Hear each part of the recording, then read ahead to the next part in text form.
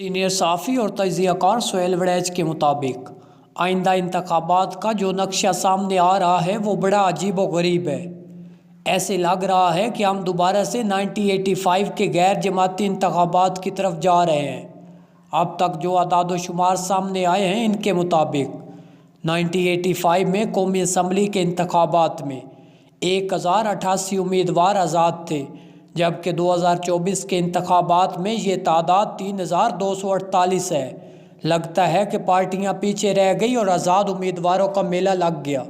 Bajwa doctrine میں یہ کہا جاتا تھا کہ 1985 سے جو غیر جماعتی غیر نظریاتی لوگوں کا کلچر پیدا ہوا ہے اسے ختم کرنا ہے۔ 2024 کے انتخابات سے لگ رہا ہے وہی غیر جماعتی اور آزاد امیدواروں کا کلچر بحال ہو جائے گا۔ یہ لوگ نہ جماعتی ڈسپلن کے پابند ہوں گے اور نہ ان کا کوئی سیاسی نظریات ہوں گے۔ یہ ترقیاتی فنڈز کے لیے ہر سیاسی اور اخلاقی اصول پامال کرنے کو تیار ہوں گے۔ یہ صورتحال جو پیدا ہوتی نظر آ رہی ہے اس کے پیچھے ہماری ریاست کی نیت نہیں بدلتی حکمت عملی ہے۔ جب نواز شریف نے لندن سے آنا تھا تو اس وقت ریاستی حکمت عملی یہ نظر آ رہی تھی کہ سارا اقتدار و اختیار باؤ جی کی جھولی میں ڈال دینا ہے۔ اس حد تک کہا گیا کہ سندھ میں بھی پیپلز پارٹی کو اقتدار نہیں دینا، باقی سارے ریاستی انڈے بھی باؤ جی کے ٹوکرے میں ڈال دینے ہیں۔ کچھ ہفتوں بعد سوچ میں پھر تبدیلی آئی۔ پیپلز پارٹی کو سندھ میں دبانے کی حکمت عملی بدل گئی اور کہا جانے لگا کہ مینڈیٹ آئے گا، وزیر اعظم نواز شریف اور صدر آصف زرداری بنیں گے۔ اندازہ یہ لگایا گیا کہ 70 سے 80 نشستیں نون لیگ لے گی، 50 سے 60 نشستیں پیپلز پارٹی لے گی۔ یوں ان کی مخلوط حکومت بنائی جائے گی۔ پھر یکا یک نئی حکمت عملی سامنے آئی۔ تحریک انصاف کو آزادانہ موقع ملا تو وہ انتخابات سویپ کر جائے گی، اس لیے انتخابات کو ملتوی کروایا جائے۔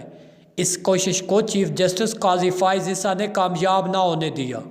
اسی دوران جسٹس اطہر من اللہ نے ایک اہم سیفر مقدمے میں عمران خان کو بری کر دیا۔ ساتھ ہی ساتھ پشاور ہائی کورٹ نے پی ٹی آئی کو ریلیف دیا تو ریاست اور عدلیہ میں مکمل ٹھن گئی۔ ایسی تجویز تک سامنے آنے لگی کہ ججوں کو فارغ کیسے کیا جائے، مگر پھر عدلیہ اور ریاست میں درمیانی راستہ نکال لیا گیا۔ تحریک انصاف سے بلے کا نشان واپس لیا گیا تو پھر سے حکمت عملی میں تبدیلی نظر آنا شروع ہوئی۔ اب دوبارہ سے جہانگیر ترین اور علیم خان کی استحکام پاکستان پارٹی کی اہمیت بڑھ گئی۔ پہلے صرف نون اور باؤ جی کو سب کچھ دینے کی بات ہو رہی تھی، اب کہا جا رہا ہے کہ طاقت کا توازن آزاد امیدواروں کے حق میں آ رہا ہے۔ ریاست کے اہلکار خوش ہیں کہ اگر آزاد امیدوار زیادہ تعداد میں جیت کر سامنے آ گئے تو انہیں ہینڈل کرنا آسان ہو جائے گا۔ تازہ ترین تبدیلی جو حکمت عملی میں آ رہی ہے یہ ہے کہ الیکشن کے قریب سب کو فری ہینڈ دیا جائے، کیونکہ اب سوچ یہ ہے کہ نون کو بھی اتنا طاقتور نہیں کرنا کہ وہ کل کو ریاست کے خلاف کھڑی ہو سکے۔ دوسری طرف نون لیگ کی حکمت عملی شروع ہوئی سے یہ تھی کہ انتظامیہ ان کی مرضی کی اور وہ وقت آنے پر ان کی مدد بھی کرے۔ ابھی تک نون کو اپنی مرضی کی انتظامیہ کا فائدہ ہو رہا ہے، حالانکہ ریاست کی حکمت عملی اب نون کی اندھا دھند حمایت نظر نہیں آ رہی۔ اب اگر ریاست کی بدلتی حکمت عملیوں کا ناقدانہ جائزہ لیا جائے تو صاف نظر آ رہا ہے کہ سیاسی اہداف میں مکمل کنفیوز ہے۔ کبھی کچھ اہداف مقرر کیے جاتے ہیں اور کبھی کچھ۔ ظاہر ہے کہ اس طرح کی بدلتی حکمت عملیوں میں کسی بھی واضح پلان پر عمل درآمد ممکن نہیں رہتا۔ الیکشن کا رزلٹ کیا ہوگا ابھی کچھ نہیں کہا جا سکتا، البتہ یہ بات طے ہے کہ الیکشن جیسا بھی ہو بہرحال تبدیلیاں ضرور لاتا ہے۔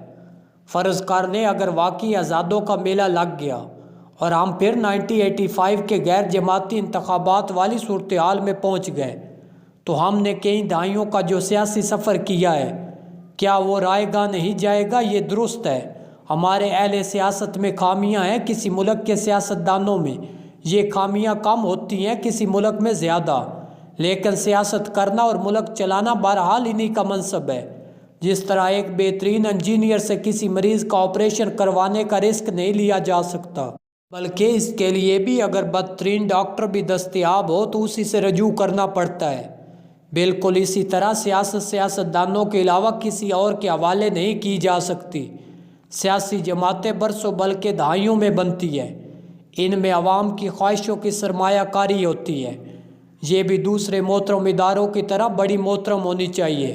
आज़ाद उम्मीदवारों का मेला लगेगा तो ये सियासी जमातों, सियासतदानों और सियासत सब के लिए बुरा शगुन होगा। सियासत कमज़ोर होगी तो मुल्क की सिविल सोसाइटी और बलाकर रियासत कमज़ोर होगी। सियासत के एक अदना तालिब इल्म की हैसियत से मेरी ये राय है कि रियासत ने ना सिर्फ अपने इस्तेहकाम के अहम तरीन अंसर सियासत को हमेशा नज़रअंदाज किया है, बल्कि इससे नुकसान भी पहुँचाया है।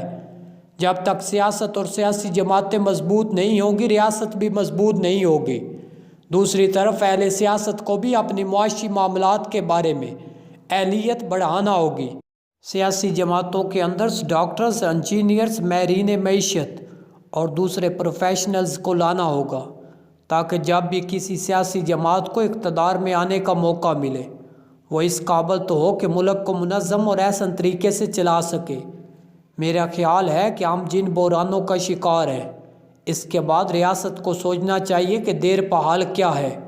आज़ाद उम्मीदवारों की नई सिरे से असम्बली बनाकर क्या सियासत बेहतर हो जाएगी? हरगिज़ नहीं होगा। बस रियासत का कंट्रोल बढ़ जाएगा। रियासत के पास पहले ही बहुत कुछ है, इसे ही कंट्रोल कर ले तो काफ़ी है। सियासत को कंट्रोल करने का ख्याल ही सिरे से गलत है। गैर आइनी, गैर जमहूरी और सबसे बढ़कर रियासत के वजूद के लिए ख़तरनाक है। काश बेहतर मुस्तकबिल के लिए बेहतर हिकमत अमली बनानी शुरू कर दी जाए। दुनियाए सियासत को चालाकी और अयारी समझने वाले मैकालवी भी ये कहते हैं कि बादशाह का खौफ ज़रूरी है, मगर इसे रियाया से मोहब्बत के जज्बात को फैलाना रियासती दानिश का तकाजा है। आज की पाकिस्तानी सियासत में भी खौफ से मुखालफ काफ़िले के सिपाहियों को एक एक करके गिराया जा रहा है। चंगेज़ खान हो, हलाकू हो, जाबरों और आमरों के डंडे और तलवारों ने मुखालफों को तहस नहस कर दिया, मगर आज वो खुद तारीख के स्याह कूड़ेदानों में पड़े अपने ऊपर होने वाली तनकीद और नफ़रत को सुनने पर मजबूर होंगे। ये सच है कि तारीख के सबक से लोग सबक नहीं सीखते। आज के जदीद दौर में भी हवा में तलवारें चलाने का अमल जारी है। काश इसके बजाय मुआशरे को जोड़ने, मुखालफों को राज़ी करने, इन्हें सहूलतें फराहम करने का रुझान पैदा किया जाता। डंडा चलाकर मामलात वक्ती तौर पर सीधे करने हैं या फिर मुस्कराहट का मुजाहरा करके देर पा तौर पर मामलात को हल करना है। तारीख यही सिखाती है कि हुक्मरान के पास ताकत व इख्तियार हो तो इसे फूंक फूंक कर इन्हें इस्तेमाल करना चाहिए।